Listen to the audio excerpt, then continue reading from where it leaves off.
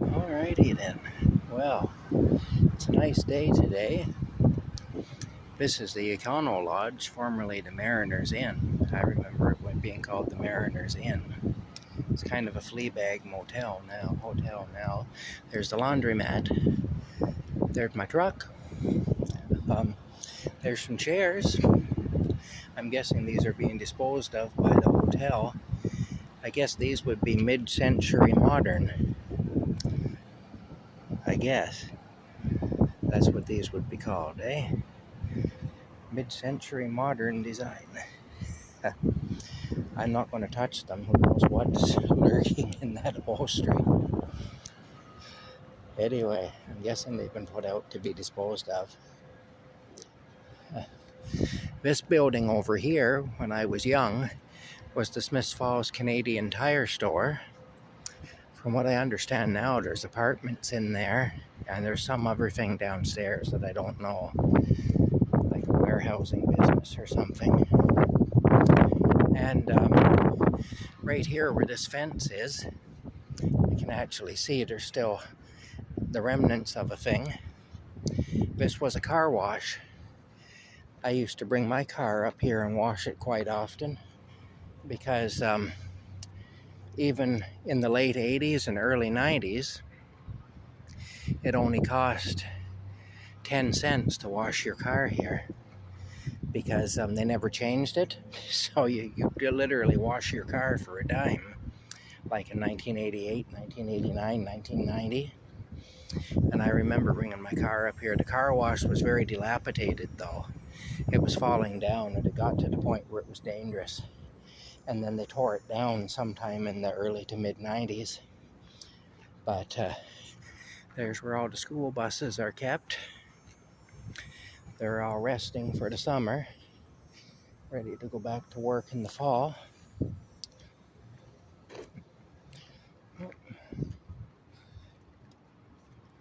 Oh, looks like an antique and collectible business there. It says New Old Town. Huh. Okay. Anyway, that is the former Canadian Tire Store. It is. Yeah. I remember going in there with my dad around 1978 when I was 10 years old. And because he needed an element for the cigarette lighter in his 1969 Ford LTD. And that couldn't wait until we got back to Perth, because to drive 12 miles without a functioning cigarette lighter in the 1970s just was not a thing. You would not think of doing that, you know. Up there, St. Francis de Sales Roman Catholic Church, right up there. And of course, the laundromat is underneath the Giant Tiger store, which is part of the Chambers Street shopping mall. Yeah. Anyway, that's just a little tour of the immediate area.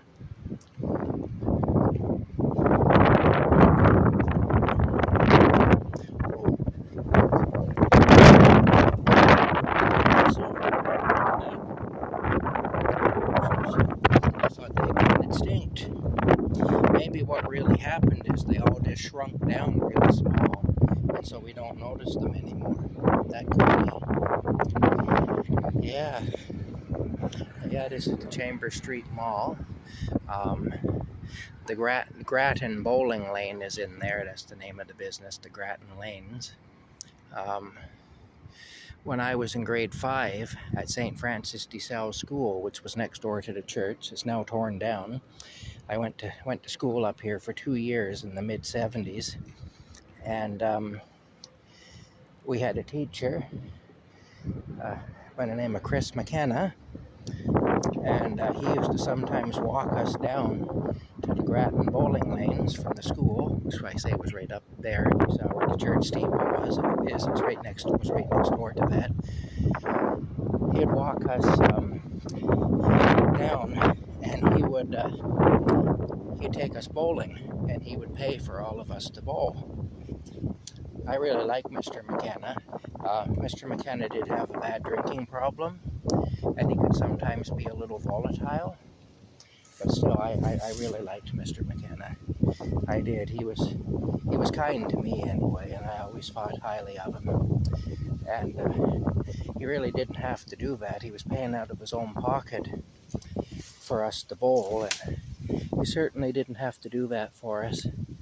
So it was, I always appreciated that he did things like that for us. Sometimes when he really needed a drink badly, he'd get a short fuse, and then he could be a little temperamental. He used to keep a bottle out in the hallway in the fire extinguisher cabinet. And I know because I saw the bottle. You know, we actually opened the cabinet one day. We snuck into the school at recess time and we opened the cabinet and we saw the bottle. Anyway, there's woods. There's the front view of the hotel. This had to be a really nice place back in the 50s when it opened. But its glory days are well and truly over now, you know. It's a real dump now. Not a place I'd recommend staying, really. But yeah. Oh my goodness. Anyway, yeah, I remember that Mr. McKenna taking us to bowl. That's kind of a nice shot, eh? And yeah. Anyway, I remember there was one kid I went to school with, a fellow by the name of Donnie Patterson. And Donnie Patterson had a glass eye because he had fallen out of a tree and he lost his eye on a surveyor's stake that was driven into the ground under the tree is what had happened. Anyway, for some reason, I don't know why, but Donnie Patterson didn't like me. He just had a hate on for me. Right from the first day he met me, he had a hate on for me. Like I say, I don't know why. There was just something. You know, sometimes you'll meet somebody and you just won't hit it off with them. And that's how it was with Donnie Patterson and I anyway. We just didn't hit it off at all, you know. And he had an instant dislike for me. Anyway, here's the grand entrance of the Mariners Inn. Holy smokes, that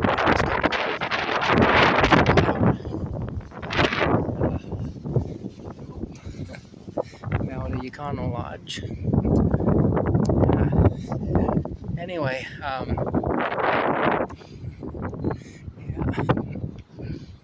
Anyway, we were walking down to the bowling lanes one time with Mr. McKenna. Of course, we had to walk in single file lines, and that was very strictly enforced in those days. You marched everywhere when you were a kid in school. You formed into lines, boys on one side, girls on the other, and you marched. And anyway, and you did not dare fall out of formation.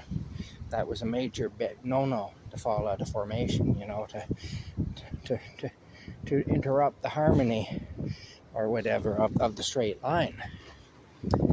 And one trick guys would do, if a guy didn't like you and he was behind you, he'd step on the backs of your shoes. There's the old hotel sign. I think that's my favorite part of this whole building is the hotel sign up there.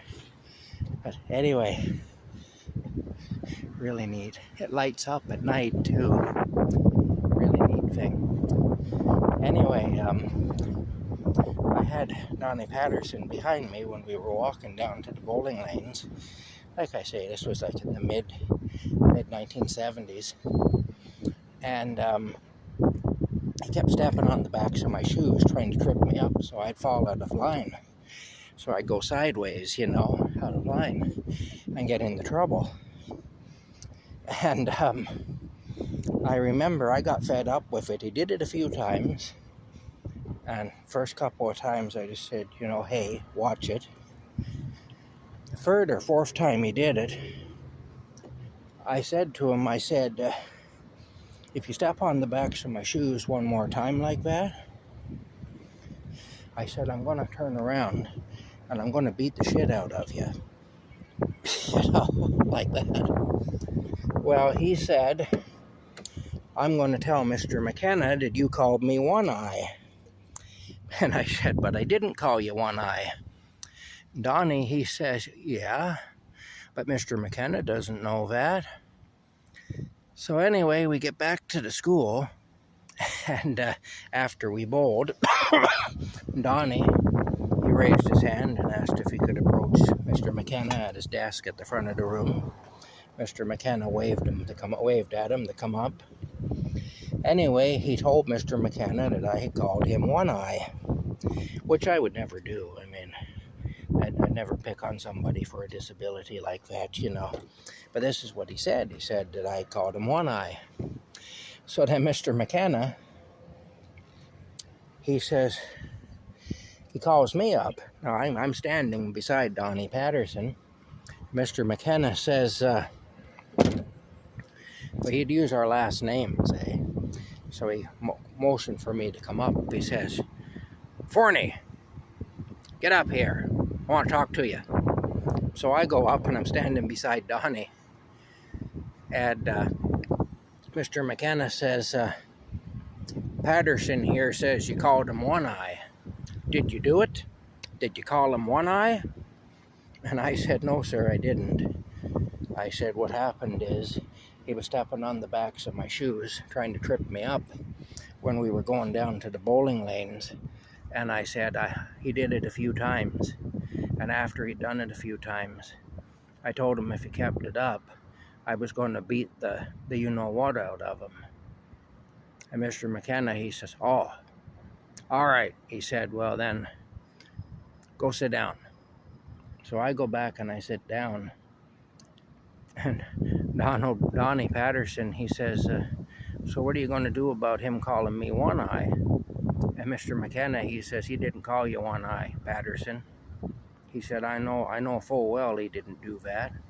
And he said, this isn't the first time that you've tried to, you know, to say that somebody did something like that, you know, just because you're mad at them for some other reason.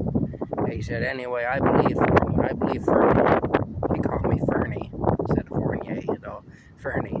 I believe Fernie. He said, I don't believe you. Take your seat.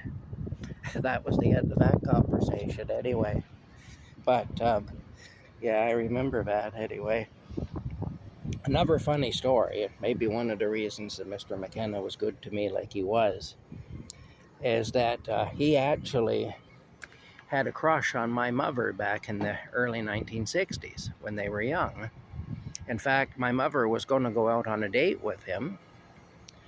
She had agreed to. And when her parents found out, they put a stop to it. Because the McKennas were a Catholic family and they were Protestant. They didn't like Catholics, and they certainly didn't want their daughter dating a Catholic. My grandfather on that side of the family used to call Catholics Dogans. And in fact, he disowned me when I was 12 because I refused to stop being a Catholic. I was a devout Roman Catholic in my young life until I was in my early 20s, I guess. I stopped being a practicing Catholic in my early 20s. Anyway, Mr. McKenna, he had met my mom at a dance and he'd walked her home. She had asked him not to walk her any closer than to about a block before her house because she didn't want her parents to see him. And he asked her if she'd go out with him, and they arranged the date anyway. Well, when my grandmother found out about it, she hit the roof and she ordered my mom to cancel this date because she was not going to be going out with any Catholics. And also the McKenna family was known to have alcohol issues, and that was another thing, you know, too. So you're not going out with him. And then she got my grandfather to come downstairs. He'd been working all night in the rail yard, and he was asleep upstairs. She got him to come down, and he was just like a bear, of course, being woke up from sleep after working all night. And he told her the same thing, that she needed to call him up and cancel the date, which she did. Anyway, she didn't see him again for many years, and then he ended up being my teacher. Well, my dad never went to parent-teacher interviews, but he was the one who drove, so he'd take my mom. He'd just sit in the car and wait. And of course, children weren't allowed to attend. We weren't allowed to be there when the teacher was talking about us with our parents. So I was sitting outside in my dad's car, in the same 1969 Ford LTD that I talked about there, that we got the cigarette lighter element for over there. And my dad wasn't a particularly patient person, and he hated to wait. And it seemed to be taking a long time for my mom to come out of the school. And my dad, he started suspecting that my mom was getting a real earful about me. If I was being talked about for that long, it must be pretty bad. So he said to me, he said, "Oh, just what's going on anyway?" He said, "Why is your mother in there so long?" And I said, "I don't know," which was true. I really didn't. And he says, "Well, she must be getting quite an earful about you to be in there for so long." He said, "Is there anything you want to tell me? Have you been acting up? Have you been getting into trouble?" And I said, "No, sir, I haven't." And he said, "You best not be lying to me, boy." Because he said, when she comes out, she's going to tell me the story. And he said, if you have been acting up, if you've been cutting up in school, he said, you know, he said, I'll beat the piss out of you for that. But he said, if you're lying to me on top of that, it's going to be far worse. He said, you take a far worse beating if you're lying to me as well. So he said, you better be telling me the truth for your own sake. Because he said, I swear, boy, I swear, boy, I will beat the living Jesus out of you if you lie to me. And of course, I'm sitting in the back seat, just thinking, well, I didn't do anything, Anyway, it turns out they were in there talking about old times. All that time, that's what it was. They were reminiscing. And that's what it was anyway. And then, it's funny, a few days later, Mr. McKenna, he actually asked me, just as we were coming or going from the classroom, he asked me, he said, how's your mother doing? And I said, oh, I think she's fine, sir, like that. And I went home and I told my mom, Mr. McKenna was asking about you. Anyway, she never said anything. I never knew the full story until years later, but anyway, it turns out that she knew him from way back, and that's what it was. But, yeah. Anyway, he died in 1986, so about 10 years, 8 or 10 years after I had him for a teacher. And he died in a car accident. He was impaired at the time. And he had a van, like, the old vans that people used to have, that look like a van like a plumber would use now or whatever. Well, that's what he had. And he was drunk, and he was on his way home. He lived in Merricksville, the village of Merricksville. And he was drunk, and he had gone off the road, and he hit the control box for the railway crossing arms. It was at a level crossing where he was killed. He got off the road drunk and hit the control box for the apparatus, for the safety apparatus there at the railroad tracks. The funny thing is, I hadn't seen him in years. I was 18 years old, and I was walking down Foster Street in Perth the night he died, just a few hours before he died. And he came out of a restaurant that was called Bob's Pizzeria. And he had a pizza. And he was with another guy. The other guy looked pretty rough, and they were both drunk.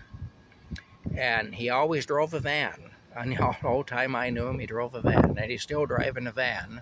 This was the van he was killed in, I remember. It was a blue Chev van, is what it was. A dark blue colored Chev van. Anyway, like I say, like a plumber would drive or whatever, And anyway, he came out of the restaurant and he recognized me, and I recognized him. Like I said, I was 18 years old by then. I was a young man. And he says, Fernie, he said, how you doing, boy? And I said, oh, I'm doing good, Mr. McKenna. How are you? And he said, oh, I'm doing great, he said. Anyway, he said, me and my friend are going to go eat this pizza. He said, we don't want to let it get cold, but it was great to see you. And I said, well, it was great to see you too, sir. Anyway, I saw him and his friend get into his van and drive off, and it was later that night, anyway, that he was killed. So that's the story there. I hadn't seen the guy in years, you know, and he just appeared out of nowhere like that. But, yeah, things happen in life, you know. But, inside, check on my car.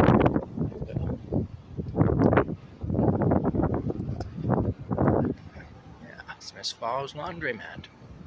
Wash and fold. There you go.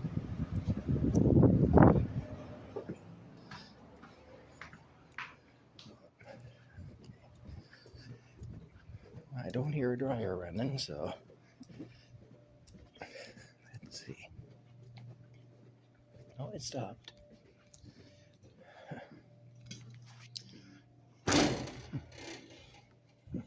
Alrighty. Well, you know what? I think these clothes are ready to be folded. Yeah. Okay, well that's it, guys.